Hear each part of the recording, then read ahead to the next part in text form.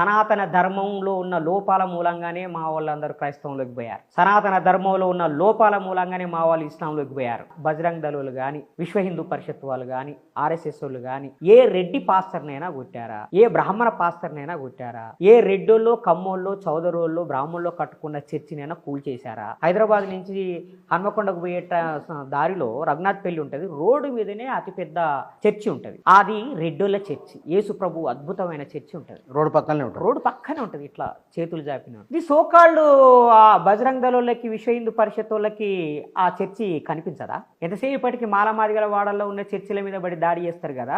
కంచనపల్లిలో ఉన్న అతిపెద్ద దేవాలయం ఉన్నది, దాని మీద దాడి చేయడానికి చేతులు రావా వీళ్ళకి?